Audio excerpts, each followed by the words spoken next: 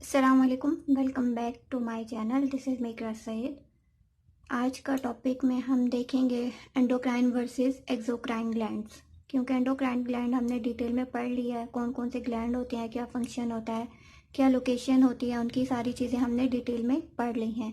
तो अब हमें पता होना चाहिए कि एंडोक्राइन ग्लैंड्स कौन से होते हैं और एक्सोक्राइन ग्लैंड कौन से होते हैं। हमारे सिलेबस में एंडोक्राइंस थे, इस वजह से हमने एंडोक्राइंस पढ़े हैं। एंडोक्राइन ग्लैंड्स मैंने आपको पहले भी बताया था।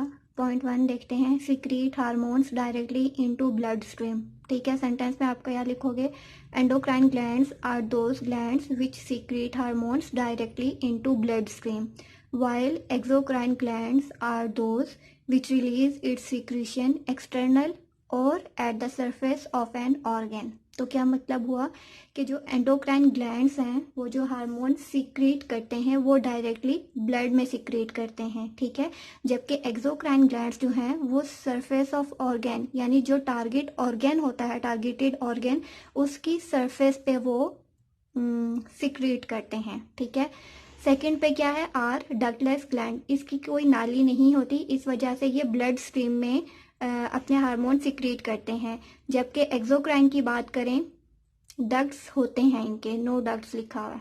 ठीक है, डक्टलेस इनके डक्ट्स नहीं होते, जबकि इनके डक्ट्स होते हैं, नो नहीं आएगा, डक्ट्स होते हैं इसके। ठीक है, मतलब इसकी नाली होती है जिसके थ्रू ये अपनी सिक्रेशन करता है। इनकी डक्टलेस होती है, इनकी कोई नाली नहीं होती, इस वजह से ये डायरेक्टली ब्लड में सिक्रेट करते हैं। ठीक है, अब एंडोक्राइन देखें पॉइंट 3, तो ये हार्मोन सिक्रेट करते हैं, जबकि एक्सोक्राइन ग्लैंड्स एंजाइम सिक्रेट करते हैं। अब हार्मोन्स वर्सेस एंजाइम्स क्या होते हैं ये नेक्स्ट वीडियो में हम देखेंगे।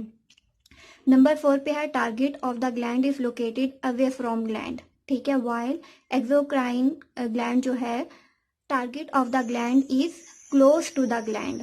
ठीक है, अब यहाँ पे हमने जिस तरह पढ़ा था कि target of gland is located away from the gland, gland से अवे होता है, इस वजह से वो किस में सीक्रेट करता है, ब्लड में करता है। तो इसका मतलब क्या हुआ कि जो भी प्रोसेस होगा, पहले ब्लड में सिक्रेशन होगी, उसके बाद वो टारगेटेड ऑर्गन के पास जाएगा। ठीक है, इसी तरह पॉइंट 5 देख लेते हैं, डिलेड रिस्पॉन्स, जबकि इसका रिस्पॉन्स देखा जाए तो क्विक रिस्पॉन्स। अब ये डिले रिस्पॉन्स क्यों होता है, क्योंकि जब कोई भी ग्लैंड हार्मोन को सिक्रीट करता है तो वो सिक्रीशन के बाद डायरेक्ट ब्लड स्ट्रीम में जाएगा, ब्लड स्ट्रीम के बाद फिर उस ऑर्गन के पास जाएगा जहाँ पे उसकी ज़रूरत होगी।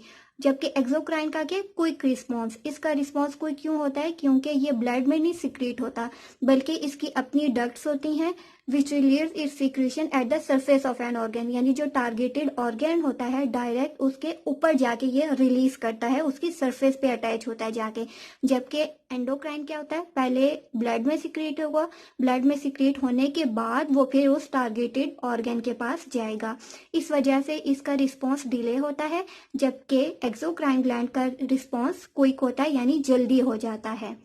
इसकी एग्जांपल देखें तो थायराइड ग्लैंड में पढ़ा चुकी हूँ, एड्रिनल ग्लैंड पढ़ा चुकी हूँ, इसी तरह पैनक्रियास हैं, पिट्यूटरी ग्लैंड वगैरह हैं। ठीक है, ये सारे ग्लैंड्स क्या होंगे, पहले ब्लड में जाके रिलीज होंगे, ब्लड में सिक्रेट होंगे, सिक्रेट होने के बाद टारगेटेड ऑर्गन की तरफ जाएंगे।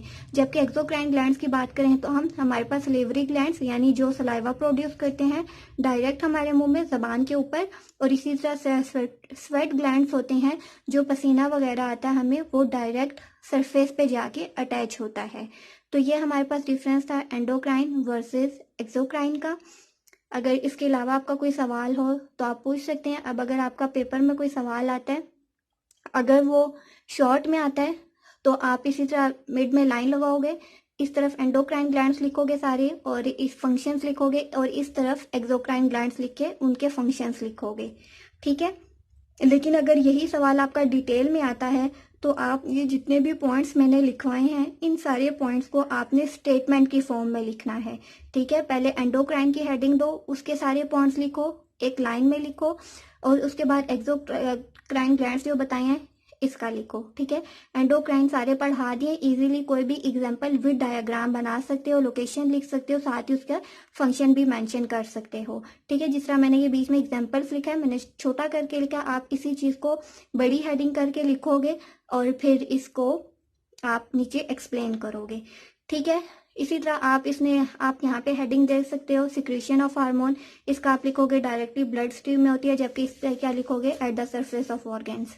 ठीक है, यहाँ पे फिर हेडिंग आप देख सकते हो, सिक्रीशन ऑफ एंडोक्राइन ग्लैंड्स, तो आप क्या लिखोगे, ये सिक्रीट हार्मोन करते हैं जबकि ये इंजाइम्स को सिक्रीट करते हैं। ठीक है, फिर टारगेट ऑफ ग्लैंड आप लिखोगे कि located away from gland, close to the gland. Response reaction आप लिखोगे, इसका लिखोगे डिलेड रिस्पॉन्स होता है, क्यों, क्योंकि पहले ब्लड में जाएगा, ब्लड के बाद टारगेटेड ऑर्गन पे जाएगा, जबकि इसका रिस्पॉन्स जो है वो क्विक होता है। इसी तरह फिर एग्जांपल की हेडिंग दोगे, thyroid gland, adrenal, pancreas, pituitary gland, and then वहाँ पे सलाइवा और स्वेट ग्लैंड्स की है का लिख के आप थोड़ा सा एक्सप्लेन कर दोगे। ठीक है, तो ये पूरी डिटेल इसी तरह चलेगी। कोई सवाल हो कमेंट में पूछ सकते हैं, लाइक करें, शेयर करें, चैनल को सब्सक्राइब करें। नेक्स्ट वीडियो में मिलते हैं, टिल देन टेक केयर, अल्लाह हाफिज़।